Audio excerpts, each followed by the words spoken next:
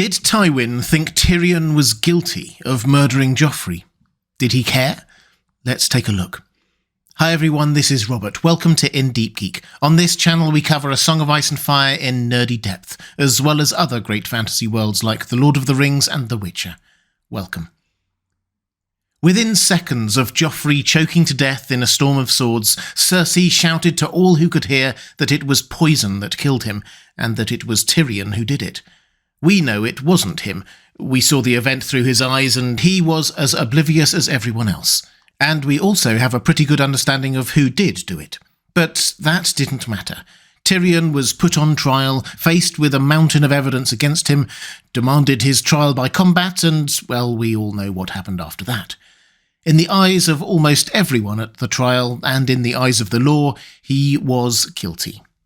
We can look at that trial and see how skewed it was, but we never actually got a verdict from the three judges, chaired by Tywin. And Tywin must have known what Cersei was up to. So did he too believe that Tyrion was guilty? Well, it has to be said that the evidence presented against Tyrion does seem quite damning. Lots of people had seen him strike Joffrey the previous year, still more had heard him threaten Joffrey repeatedly, and his behaviour at the wedding feast was more than suspicious.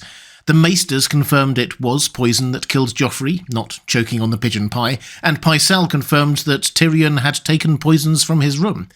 Lady Merryweather said she saw him put something into Joffrey's wedding chalice, and lots of people saw him pour the dregs of the wine away, as if to hide the evidence. And perhaps most damning of all, Sansa, Tyrion's wife, who had very good reason to hate Joffrey, had disappeared immediately after the murder, and her serving girl testified that the two of them had plotted the murder together. Tyrion, by contrast, could produce no witnesses in his defence. The evidence was so damning that even someone as fair-minded as Pod couldn't bring himself to reassure Tyrion that he thought he was innocent when Tyrion asked him. When Tyrion tells his uncle Kevan Lannister that he didn't do it, Kevan replies with a pithy, "I wish I could believe that," and later suggests that the evidence in the trial has led him to think Tyrion guilty. Even Jaime isn't 100% sure. He starts out confidently saying to Brienne that Tyrion's wanted to be me since he took his first step, but he'd never follow me in kingslaying. Sansa Stark killed Joffrey.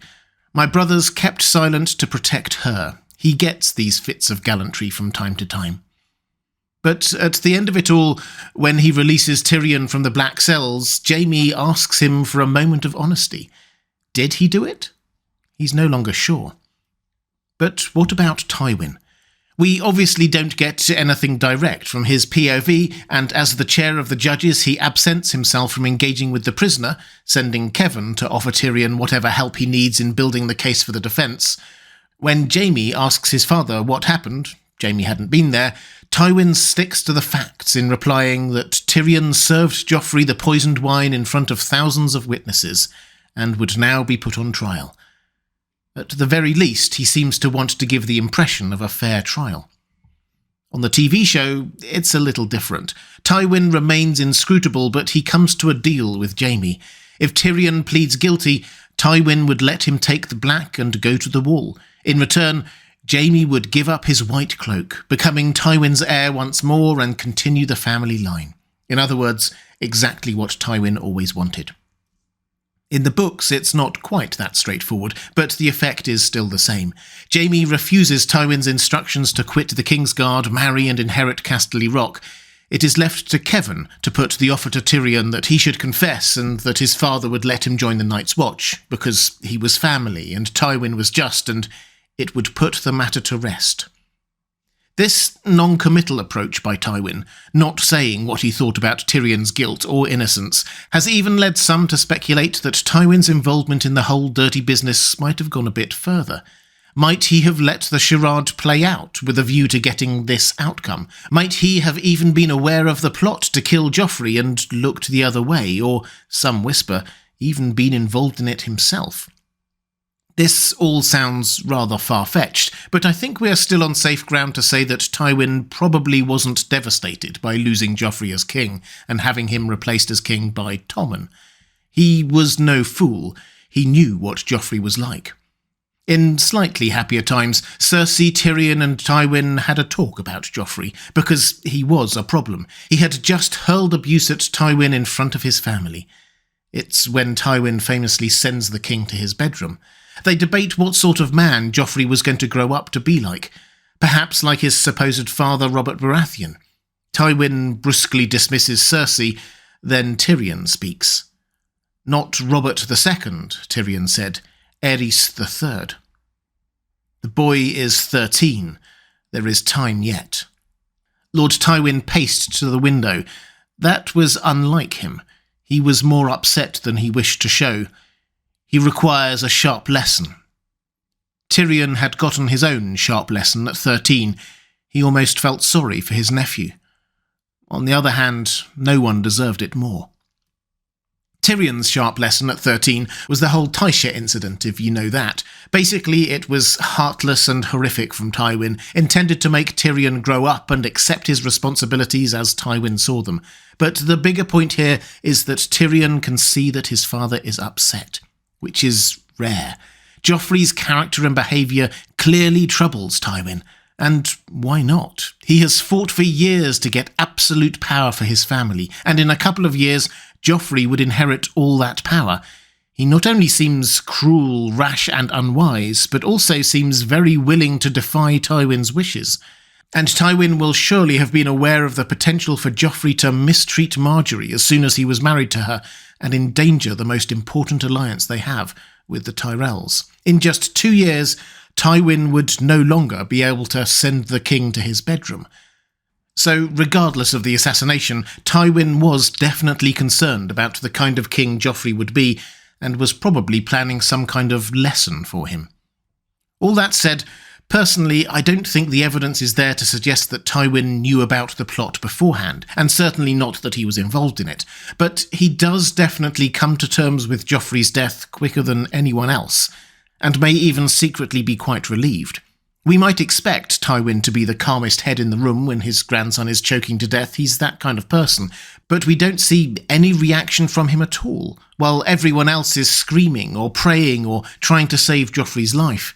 Tyrion first notices him when he puts his hand on Cersei's shoulder. She's holding her son's lifeless body, and tells her simply but firmly that the boy is gone. Unhand him now. Let him go. Not a trace of emotion or empathy. And there still isn't when he's discussing it later, or when acting as judge in the trial. It's cold, but it seems that Tywin was okay with Joffrey's murder. Pragmatically, we can see why. Joffrey is being replaced with a pliable younger king who will need a regent for several more years, and Tywin can probably keep the Tyrell alliance going with another marriage or two, so that won't be a problem. In fact, that alliance probably is uppermost in his mind. It actually suits him to have a clear suspect who is very definitely not a Tyrell, because the Tyrells would definitely be on that list of people with a motive to see Joffrey die. They too would want Margaery married to a more pliable husband and king, and not Joffrey. And of course, we had to get there eventually, Tywin hates Tyrion. There are many layers of psychology going on there, I'm sure, but for all Tyrion's strengths and the fact that he is a Lannister, Tywin views him as a depraved liability. The one political use he did ultimately find for him, marrying Sansa, having Lannister babies with her, then claiming the North for the Lannisters, was now null and void because Sansa had disappeared. What use did Tywin have for Tyrion anymore? Pinning the murder on Tyrion and sending him to the wall would indeed put the matter to rest, as he was so keen to do, and he could move on to other priorities. Which brings us back to the point we made earlier. Everything that happened had the potential to give Tywin everything he wanted.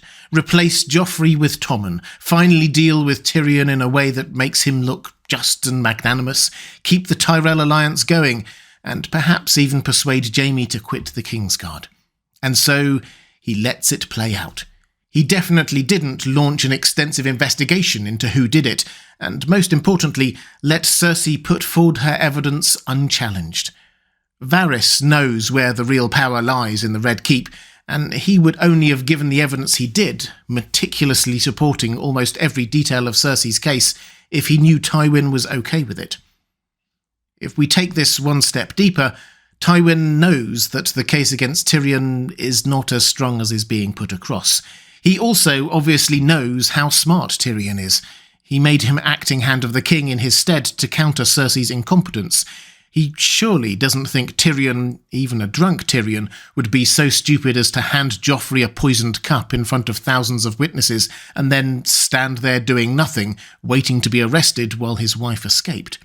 So, pulling all this together, I suspect that Tywin suspected Tyrion wasn't guilty, though he probably didn't know it for sure. Tyrion definitely hated Joffrey, had been repeatedly provoked that day, and was very drunk.